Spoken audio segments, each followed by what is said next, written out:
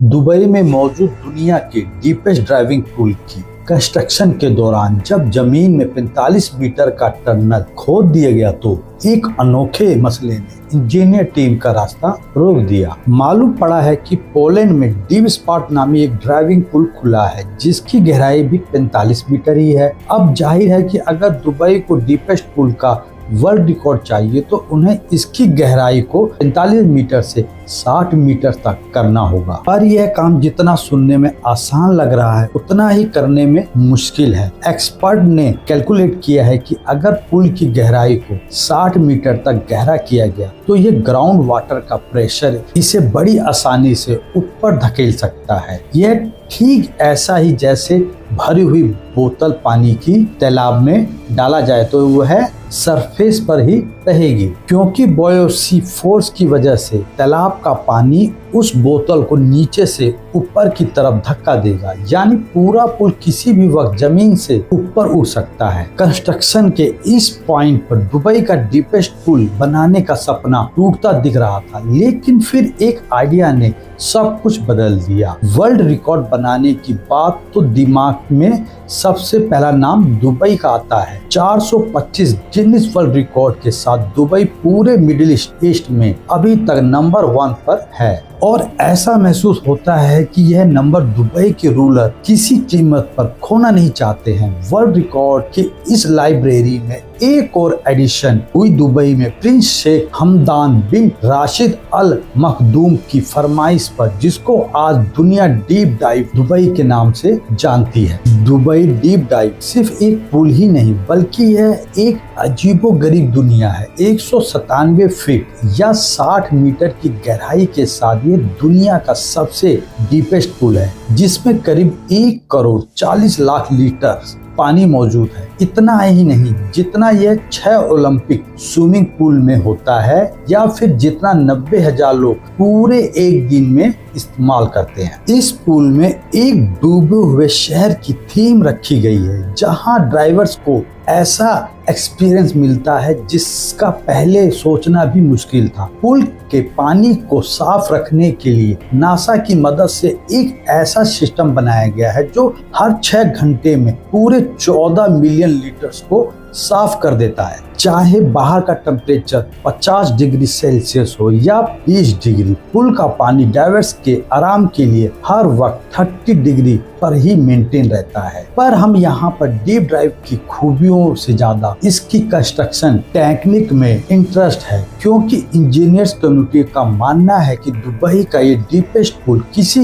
Engineer के करिश्मे से कम नहीं है। डीप ड्राइव दुबई की कंस्ट्रक्शन के दौरान इंजीनियर्स किन किन मुश्किलात का सामना करना पड़ा, बिना टाइम जाया किए इन पर एक नजर डालते हैं। सबसे पहला चैलेंज था प्लानिंग और design. Crown prince Sheikh Hamdan चाहते हैं कि कोई ऐसा डिजाइन हो सके जो दुबई की कल्चर और वैल्यूज की एक झलक दिखा सके। टूरिज्म से पहले दुबई में पल्स ड्राइविंग का बड़ा काम था। प्रोफेशनल डाइवर्स को बिना स्कूबा गिब्स के खुले समंदर में कूदते थे और सी सेल्स को ढूंढकर उनमें से मोती निकालकर बेचा करते थे। दुबई की इकोनॉमी का बड़ा हिस्सा पहले पर्ल ड्राइविंग पर ही डिपेंड था। इसी आइडिया को नजर में रखते हुए डीप ड्राइव को सी सेल की शक्ल दी गई। एक ऐसा शेल जो दूर से देखने समुद्र के एक खुले हुए शेल की तरह लगे। पर यह तो रहा इसका आउटर फसाद। फैसला अब करना था कि इसके अंदर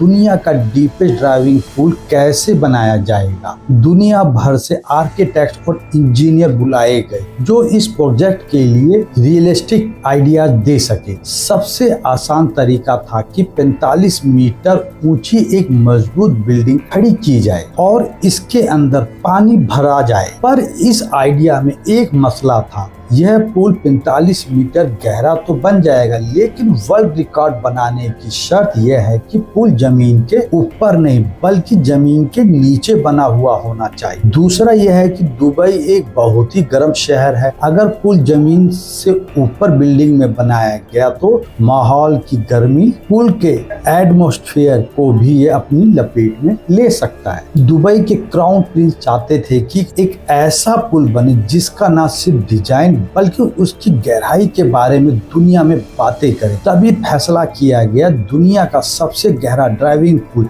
जमीन के नीचे खोदा जाएगा। जमीन में एक शाफ्ट खोदी जाएगी, हॉरिजॉन्टल नहीं बल्कि वर्टिकल होगी। वहीं से शुरुआत हुई एक नए चैलेंज की और वो था एक्सकेवेशन इंजीनियरिंग टीम का चैलेंज। एक ऐसी शाफ्ट खोदने का था जो चौड़ाई में 65 फीट और गहराई में 147 फीट होगी। इस शाफ्ट को सिर्फ खोदना ही नहीं बल्कि इसके बॉर्डर पर एक दीवार भी खड़ी करनी थी जो इस शाफ्ट को कोलैप्स होने से भी रोकेगी। इंजीनियर्स की जुबान में इस दीवार को डायफ्राम वॉल कहा जाता है। इस काम को अंजाम देने के लिए एक खास एक्सकेवेटर मंगाया गया। मशीन की मदद से 147 फीट की गहराई तक एक पिलर जितनी चौड़ाई का गड्ढा खोदा गया। फिर इसमें स्टील केज डालकर कंक्रीट से भर दिया गया और फिर इसी तरीके से छोटे छोटे चंक्स में पूरी डायफ्राम वॉल बनाई गई। इस पूरे प्रोसेस में टोटल 2 महीने से भी ज्यादा का वक्त लग गया। इसके बाद काम शुरू हुआ। खुदाई का प्लान ये था कि 5-5 मीटर करके खुदाई की जाएगी 45 मीटर नीचे तक, जहां तक डायफ्राम वॉल मौजूद है। पर पहले 5 मीटर की खुदाई के बाद ही एक नया चैलेंज उनका इंतजार कर रहा। 45 मीटर नीचे तक जहां तक डायफ्राम वॉल मौजूद, पर पहले 5 मीटर की खुदाई के बाद ही एक नया चैलेंज उनका इंतजार कर रहा था। ग्राउंड वाटर से निपटने का डायफ्राम वॉल बनाने के बाद जब एक्सकेवेशन का काम शुरू हुआ तो 8 मीटर्स के बाद ही जमीन के नीचे से पानी निकल आया। अब क्योंकि डायफ्राम वॉल चक्स में बनाई गई थी, इसी वजह से इसमें छोटे छोटे गैप्स मौजूद थे और इन गैप्स में ग्राउंड वाटर आसानी से निकलकर टनल के बीच में जमा होना शुरू हो गया। ग्राउंड वाटर को मैनेज किए बगैर एक्सकेवेशन का काम जारी रखना मुमकिन नहीं था। इस मसले से निपटने के लिए पंप्स लगाए गए जो लगातार पानी को बाहर निकालते रहे और साथ साथ एक्सकेवेशन का काम भी चलता रहा। अगले 2 सालों तक खुदाई होती रही और इस पूरे अरसे के दौरान पंप्स भी लगातार चलते रहे। दुबई के डीप ड्राइव के लिए टोटल 45,000 टन मिट्टी और रेत और पत्थर का मलबा बाहर निकाला गया। एक्सकेवेशन के बाद जब पंप्स को बंद किया गया तो टनल में दोबारा से पानी भरने लगा। इस सूरत में जरूरी था कि पहले डायफ्राम वॉल को अच्छी तरह से वाटरप्रूफ बनाया जाए। अगले कई महीनों के दौरान डायफ्राम वॉल वाटर की प्रूफिंग की गई और इसके बाद जाकर वाटर पंप को बंद किया गया। ग्राउंड वाटर को रोकने के लिए वाटर प्रूफिंग में टोटल 3 साल से भी ज्यादा का वक्त लग गया। अब इंजीनियरिंग टीम पहले ही काफी लेट हो चुकी थी। एक दिन भी कीमती था। पर इसी दौरान डीप ड्राइव की कंस्ट्रक्शन प्रोसेस में एक नई मुसीबत खड़ी हो गई। डिजाइन में तब्दीली, जब डायफ्राम वाली भी तैयार हो गई, एक्सकेवेशन भी हो गई और ग्राउंड वाटर को भी मैनेज कर लिया गया। एंड इस मौके पर खबर मिली कि पोलैंड के कैपिटल वॉर्सो के करीब उसकी डेप्थ 45 मीटर या 147 फीट ही है। यह खबर पूरी डीप ड्राइव की प्रोजेक्ट टीम पर बिजली बनकर गिरी,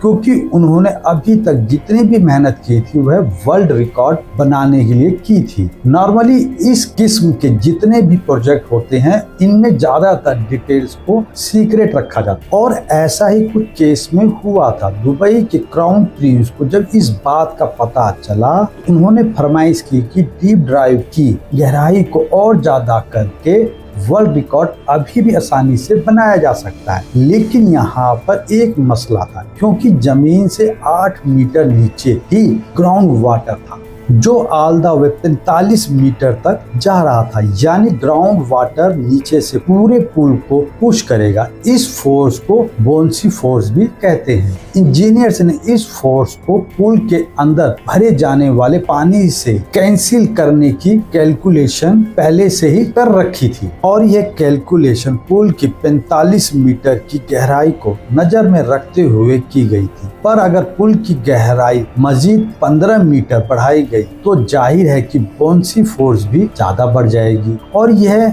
ऐन मुमकिन है कि पुल की डायाफ्राम फॉल के साथ जमीन से बाहर निकल आए। इस मसले की वजह से पूरा कंस्ट्रक्शन का काम हल्ट हो गया था। इस मसले को जल्द से जल्द कोई ना कोई सलूशन निकालना बहुत जरूरी था। बहुत रिसर्च के बाद आखिरकार एक सलूशन निकाल ही लिया गया। एक तो है कि टनल में 15 मीटर की खुदाई एक्स्ट्रा होगी। 15 मीटर का डायमीटर पहले से 45 मीटर के डायमीटर से तकरीबन आधा होगा। इससे ये होगा कि बाउंसी फोर्स एरिया कम हो जाएगा। और दूसरा यह है टनल के नीचे अंडर रिविंग बेस बनाई जाएगी। अंडर रिविंग बेस एक ऐसी टेक्निक को कहते हैं जिससे स्ट्रक्चर की फाउंडेशन के नीचे जमीन में एक एंकर नुमा चीज गाड़ी जाती है। जिस तरह एक एंकर पूरी शिप को रोके रखता है, ऐसे ही अंडर रैमिंग भी पूरी स्ट्रक्चर को जमीन के साथ खींच के रखती है। इस तरीके से डीप ड्राइव दुबई की डेप्थ को 45 मीटर से 60 मीटर तक एक्सटेंड किया गया और पूरा प्रोजेक्ट एक बार फिर से गिनीज बुक के लिए एलिजिबल हो गया। अब बारी थी इसमें 1,40,00,000 लीटर पानी भरने पर। मसला ये था कि दुबई की वाटर सप्लाई अथॉरिटी बहुत ही लिमिटेड पानी दे सकती थी और अगर इस स्पीड से पानी भरा गया तो पुल को भरने में 3 महीने लग सकते हैं। डेडलाइन पर पूरा उतरने और इस काम को जल्दी अंजाम देने के लिए दुबई वाटर अथॉरिटी की सप्लाई के साथ साथ 100 से ज्यादा वाटर टैंकर भी मंगाए। पुल को भरने में 1 महीने का समय लग गया। यहाँ आपको बताते चलें कि पानी भरने से पहले इसके अंदर पहले से डूबे हुए शहर की थीम बनाई गई और बाद में पानी भरा गया था। पानी भरने के बाद भी बहुत सारे नए चैलेंज का सामना करना पड़ा, जैसा कि कुछ मटेरियल्स पर जंग लगने लगा और कुछ आइटम पानी भरने के बाद फ्लोट करने लगे। फिर उन्होंने ऐसे आइटम के अंदर सुराख करके एक्स्ट्रा वेट भरा ताकि वह फ्लोट ना कर सके। सारी फिनिशिंग करने के बाद 2021 में पहले डीप ड्राइव को स्पेशल गेस्ट के लिए खोला गया और फिर पब्लिक के लिए 2022 में। डीप ड्राइव दुबई पर आने वाला खर्चा अभी तक दुबई गवर्नमेंट की तरफ से सीक्रेट रखा गया क्योंकि उनकी नजर में ये एक प्राइसलेस प्रोजेक्ट है। इस बारे में आपकी क्या राय है? नमस्कार दोस्तों, अगर ये वीडियो पसंद आई हो प्लीज लाइक शेयर सब्सक्राइब कर लेना। नमस्कार।